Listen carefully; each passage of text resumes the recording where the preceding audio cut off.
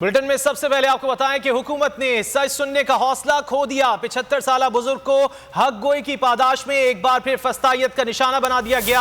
आज सुबह पीटीआई के सेनेटर आजम सवाती को दोबारा गिरफ्तार कर लिया गया। मुकदमे में साइबर क्राइम और पीका एक्ट को बुनियाद बनाया गया है। सच सामने लाना संगीन जुर्म ठहरा। एक बुजुर्ग को फिर पाबंदी सलासल कर दिया गया। हुकूमती इक़दामात फस्तायत के आसमान को छूने लगे। 75 साल आजम सवाती को एक बार फिर गिरफ्तार कर लिया गया। सच बोलोगे तो सजा मिलेगी। FIA ने सेनेटर आजम को इदारों के खिलाफ मुतनाज़ा ट्वीट्स पर गिरफ्तार किया। FIA टीम ने आजम सवाती की गिरफ्तारी के लिए चक शहजाद में इनके फार्म हाउस पर छापा मारा। गिरफ्तारी साइबर क्राइम और पैक एक्ट के तहत अमल में आई। मुकदमा FIA के टेक्निकल असिस्टेंट अनीसुर रहमान की मुद्दत में दर्ज किया गया।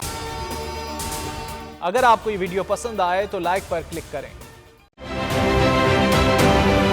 आप ये समझें, ये जो हक है ना, हक पे खड़े रहना और हक को बोलना, ये दूर से लगता है तन्हा हो गए लोग। आप खान साहब को देखें, तन्हा दिखाई देने, सारी जमातें मिलकर उनके खिलाफ हैं। लेकिन आज भी पाकिस्तान की आवाम उस हक की आवाज़ के पीछे जो है 80% से ज़्यादा आवाम उनके साथ है। सेम एग्जैक्टली इसी तरीके से बोल की कहानी है भाई। बिल्कुल अलग आपको तन्हा दिखाई देगा, हर जगह आपको खड़ा हुआ नजर आएगा, हटेगा नहीं किसी चीज़ से। और उसके साथ भी 80% आवाम अगर आज आप देखें तो उसे बोल दिख रही है।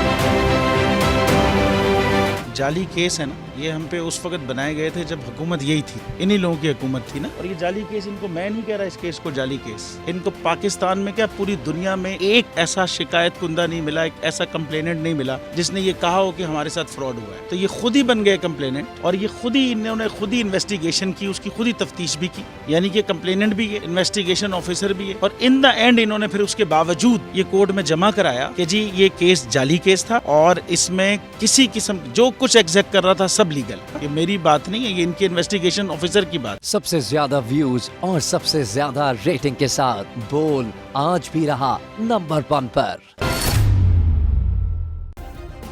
सब्सक्राइब करें और बेल दबाएं ताकि कोई खबर रह न जाए।